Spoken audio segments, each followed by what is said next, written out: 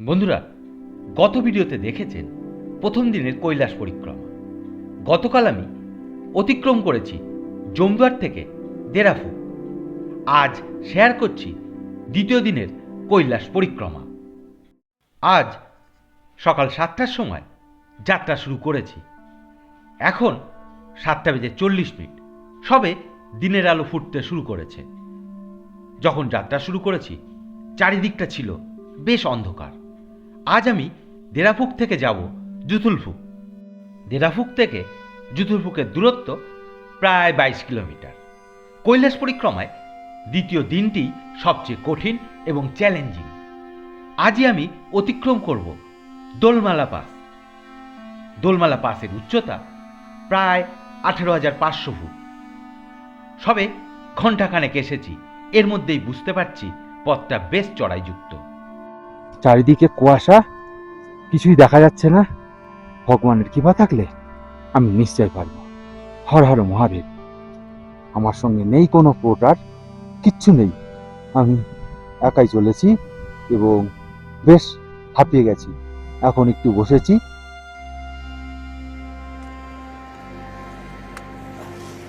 খুব খারাপ, চারিদিকে কুয়াশার কুয়াশা।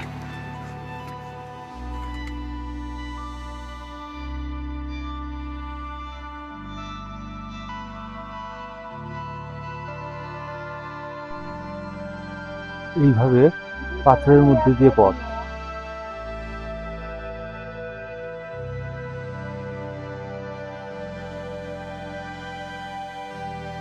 এই যে পাথরের মধ্যে দিয়ে রাস্তা, সম্পূর্ণ। আমি তো 10 পা 20 পা করে যাচ্ছি, আবার খানিকটা বিশ্রাম নিচ্ছি, আবার চলেছি। এইভাবেই যাচ্ছি।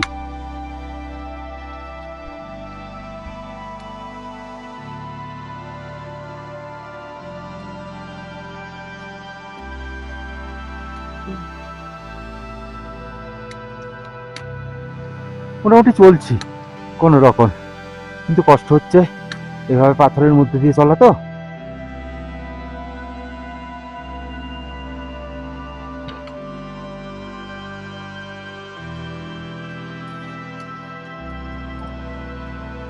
এখনো কুয়াশাটা কমেনি, সবাই খুব ধীরে ধীরে অগ্রসর হচ্ছে। এই যে ভিউ, চারিদিকে সাদা কুয়াশা, আর আমরা চলেছি এরকম পাথরের মধ্যে দিয়ে।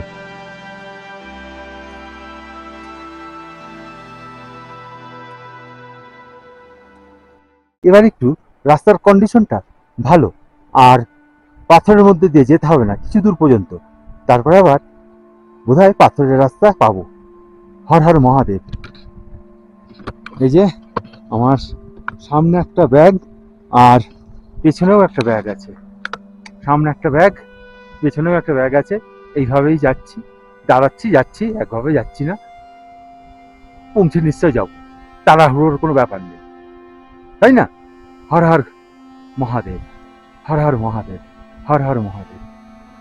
এই যে শুধু আমরা নয়, স্থানীয় লোকদেরও যথেষ্ট অসুবিধার সম্মুখীন হতে হচ্ছে। দেখুন, এই যে বসে গেছেন ওনারা,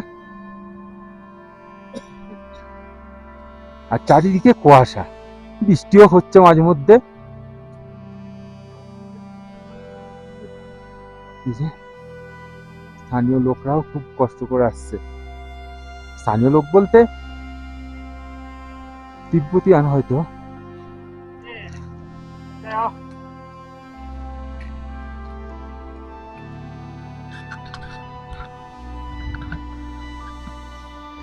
এই যে সকাল 8:20। Thank you.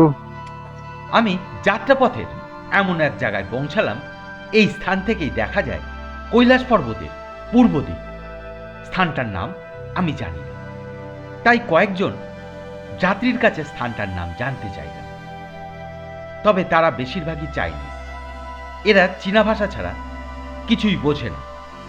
তবে চাইনিজদের ব্যবহার খুবই বন্ধুত্বপূর্ণ। এরা আমার সঙ্গে কয়েকটি ছবি তুললেন ও আমাকে চকলেট দিয়ে চলে গেলেন। তবে আমি শুধু চকলেট নিলাম এমন নয়, আমিও ইনাদের বেশ কয়েকটি আমাদের দেশের চকলেট দিলাম, ছবিও তুললাম। এ পথে দেখা হয়ে গেল আমাদের রাজ্যের পর্যটকের সাথে। এ হ্যাঁ, আরে আচ্ছা, আপনাদের বাড়ি কোথায়? ও আচ্ছা, কেমন লাগছে এখানে এসে?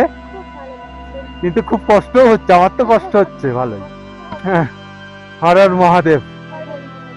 আচ্ছা, চাইনিজদের ব্যবহার খুবই বন্ধুত্বপূর্ণ। এক চাইনিজ আমাকে এই চকলেটটা দিয়ে চলে গেল। কি করব, খাবো এখন। ভালোই বসে বসে খাই এখন। যাই হোক, অনেকটাই চলে এসেছি। এই যে চাইনিজ চকলেট দিয়ে গেল আমাকে, বসে বসে আমি এখন খাবো। হর হর মহাদেব। বাবার পূর্বমুখটি দেখার জন্য অনেকক্ষণ এখানে অপেক্ষা করছি। অবশেষে অপেক্ষার ফল পেলাম। প্রায় ৪৫ মিনিট মতো অপেক্ষা করার পর দেখছি বাবার পূর্বমুখ।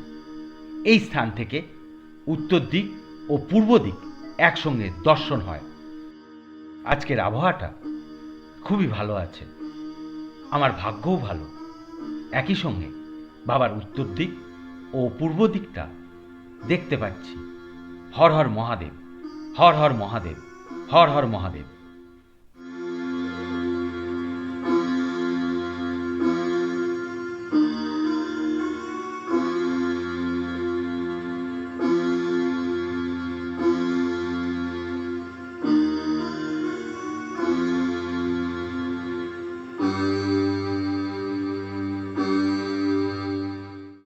এখানে চলতে চলতে হঠাৎ রোদ, হঠাৎ বৃষ্টি, হঠাৎ মেঘ, সবকিছু হঠাৎই হচ্ছে। একসাথে সব ঋতুই দেখা হয়ে যাচ্ছে। তবে বৃষ্টি চাই না, বৃষ্টিতে পাহাড়ি পথে চলতে খুব কষ্ট। তবে এদিক দারুণ মেঘ করেছে, আর এদিকটা মোটামুটি পরিষ্কার। দেখেন, এদিকটা পরিষ্কার। তবে মেঘ যে আসছে সে বিষয়ে কোনো সন্দেহ নেই। প্রায় ঘন্টা দুয়েক চলেছি।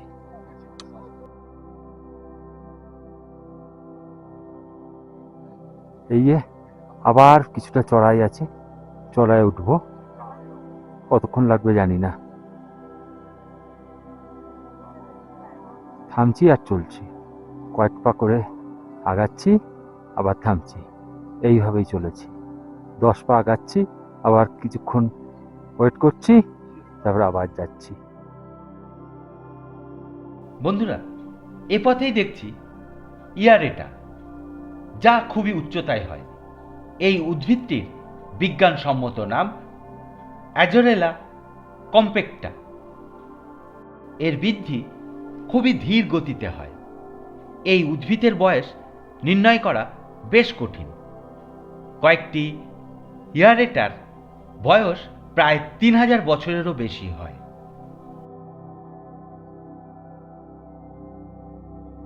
সকাল 10টা, আমি প্রায় 5 থেকে 6 কিলোমিটার চলে এসেছি। এই স্থান থেকে দোলমালা পাসের দূরত্ব প্রায় 6 কিলোমিটার। কখন পৌঁছাবো কে জানে, আরও কিছুটা হয়তো যেতে পারতাম, যদি না পূর্ব দিক দেখতে ঘন্টাখানেক দাঁড়াতাম। যাই হোক, বাবাকে তো ভালোভাবে দেখতে পেয়েছি, এই অনেক। হর হর মহাদেব। এইমাত্র পাতরাস করলাম। পাতরাসে আজ খেলাম জুস ও বিস্কুট। কালকের মতো আজকেও প্যাকেট লাঞ্চ আছে, তবে আজকে আর ওই সমস্ত খাবো না। আমার সঙ্গে থাকা কয়েকটি এনার্জি চকলেট ও জুস দিয়েই আজকের লাঞ্চ সারব।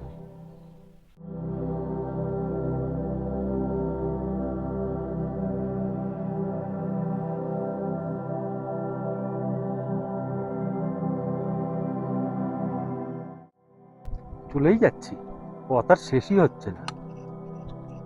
এই সামনে একটা ব্যাগ আছে, পেছনে একটা ব্যাগ আছে, একটু কষ্ট হচ্ছে, তাহলে অভ্যাসও আছে। যাই হোক, দেখি কতক্ষণ পৌঁছাতে পারি। আজকের পথটি বেশ চড়াইযুক্ত, আর আমি এখন চলেছি প্রায় 16,000 ফুটের বেশি উচ্চতা দিয়ে। তাই একবারে বেশি পথ যেতে পারছি না।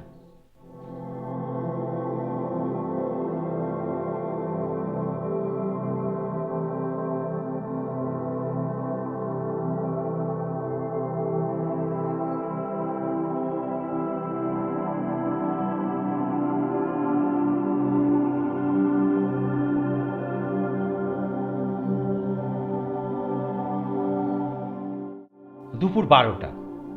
সামনের দিকে চোখ যেতেই অবাক হয়ে যাই। এ কি, এত চড়াই! আমি কি পারবো এই পাথরের সাম্রাজ্য পার করতে? মনে মনে মহাদেবের নাম নিতে নিতে অগ্রসর হলাম।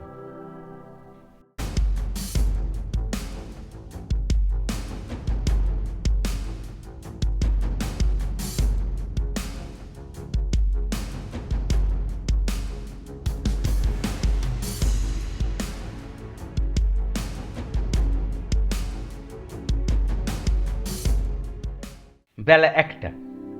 কিছুটা চড়াই অতিক্রম করে এসে দেখি নিচে দেখা যাচ্ছে গণেশকুণ্ড। কথিত আছে এখানেই ভগবান গণেশ জন্মগ্রহণ করেছিলেন।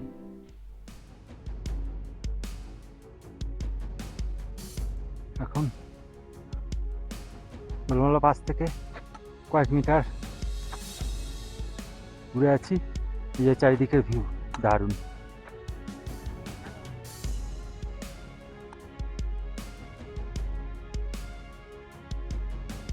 গণেশকুণ্ড দেখে আরও কিছুটা চড়াই পার করে চলে এসেছি হ্যাপি স্টোনের কাছে।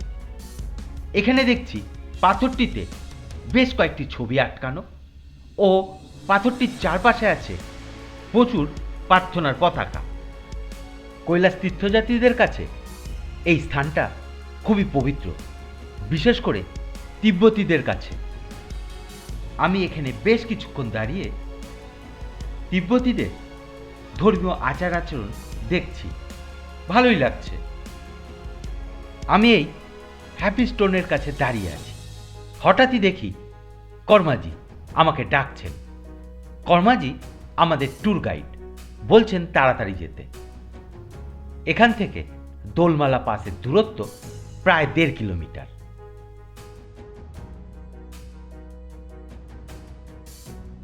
কর্মাজি বললেন এইভাবে চললে এখানেই রাত হয়ে যাবে। পারলে কর্মাজি আমাকে নিয়ে দৌড়ে নেমে যায়, কিন্তু আমি তো খুব ধীরে ধীরে চলেছি। আমি একবারে 7 থেকে 8 পায়ের বেশি ফেলতে পারছি না। কর্মাজি বললেন পিঠের ভারী ব্যাগটা দিতে। আমি দিতে চাইলাম না। এক প্রকার কর্মাজি জোর করেই ব্যাগটা নিয়ে নিলেন। এটা বুঝলাম কর্মাজি আমাকে না নিয়ে যাবেন না। একটু বিরক্ত হলেও ইনাদের দায়িত্ব জ্ঞান দেখে ভালো লাগছে। কর্মাজি তাড়াহুড়ো করলে কি হবে? আমি তো আমার গতিতেই চলেছি, ছবি তুলছি। বুঝতে পারছি কর্মাজি বিরক্ত হচ্ছেন, কিন্তু আমার কিছু করার নেই। এ পথে চলতে আমার তেমন অসুবিধা না হলেও একবারে বেশি দূর পথ হাঁটতে পারছি না। বেলা 2:45 পৌঁছালাম দোলমালা পাসে। এটি এই যাত্রার উচ্চতম স্থান। এই স্থানের উচ্চতা প্রায় 18,500 ফুটের বেশি। শুনেছি এই স্থানে অক্সিজেনের খুবই অভাব। ভগবানের কৃপায় এখানে বসে থাকতে আমার কোনো অসুবিধা হচ্ছে না, তবে একবারে 7-8 পায়ের বেশি হাঁটতে পারছি না। দোলমালা পাস অতিক্রম করেই দেখছি গৌরীকুণ্ড। এই কুণ্ডের অপর নাম পার্বতী সরোবর। এই যাত্রাপথের প্রতিটি দৃশ্যই খুবই মনোরম। শুনেছি মানুষ ইহলোক ত্যাগ করে স্বর্গে যায়, কিন্তু আমি আমার জীবনদশায় স্বর্গে এসেছি। আজ আমার পরিশ্রম সার্থক হয়েছে। মহাদেব, তুমি খুবই করুণাময়। আমার মতো অধমকে এখানে আসার সুযোগ দিয়েছ। হর হর মহাদেব, হর হর মহাদেব, হর হর মহাদেব।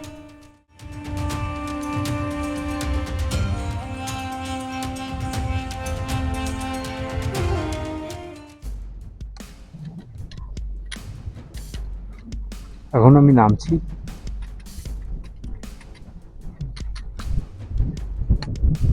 ভালোই খাড়া,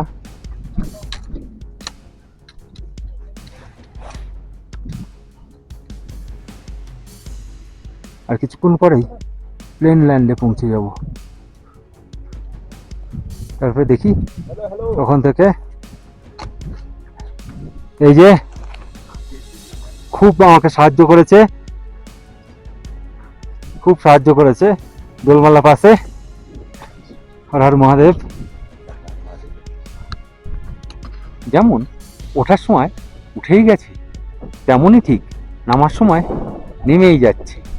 এই যে পাথর, এই পাথরের মধ্যে দিয়ে কোনো রকম রাস্তা আছে, মানুষ চলতে চলতে যেমন রাস্তা হয়ে গেছে, সেই রাস্তা দিয়ে নেমেই চলেছি। প্রায় ঘন্টাখানেক হলো নেমেই চলেছি। তারপরে গাইড বলল যে প্লেন ল্যান্ড আছে, শুনেই যাচ্ছি কিন্তু তার আর দেখা পাচ্ছি না। যাই হোক, চলেই যাচ্ছি। নামতে হচ্ছে তো, তেমন কষ্ট হচ্ছে না, তবে হাফটা আছেই। ওঠার পরেই নামতে শুরু করেছি, বিশ্রাম নিইনি। খাবার বলতে খেয়েছি কয়েকটা জুস, কয়েকটা বলতে দুটো তিনটে জুস খেয়েছি, জুস খেয়েই যাচ্ছি। আর খেতেও ইচ্ছা করছে না, প্যাকেট লাঞ্চ আছে কিন্তু ও কি দিয়েছে, ওখানেও দেখছি একটা জুস আছে, আরও কি সব আছে, খেতেও ইচ্ছা করছে না। যাই হোক, নেমে যাচ্ছি তো নেমেই চলেছি। ওই যে প্লেন ল্যান্ডটা বেশ ভালোই নিচু এখনো, সম্ভবত অনেকটা যেতে হবে এখনো, ওখান থেকে আরো 12 কিলোমিটার। 4টে বেজে গেছে, জানি না কখন পৌঁছাবো জুতলপুকে। যাই হোক, পৌঁছাবো তো বটেই, যতই আস্তে আস্তে হাঁটি। রাত হলে হবে, আর এখানে রাত হয় রাত 10টার পরে, অত চিন্তার কিছু নেই। হর হর মহাদেব, হর হর মহাদেব, হর হর মহাদেব। রাত 9টা বেজে গিয়েছে, এখনো আমি চলছি। তবে এখন চলছি সমতল রাস্তা দিয়ে, তাই ততটা অসুবিধা হচ্ছে না। আজ খাওয়া দাওয়া ঠিক মতো হয়নি, খেয়েছি বেশ কয়েকটি জুস ও চকলেট, আর খেতেও ইচ্ছা করছে না। রাত 10টা পৌঁছালাম হোটেলে।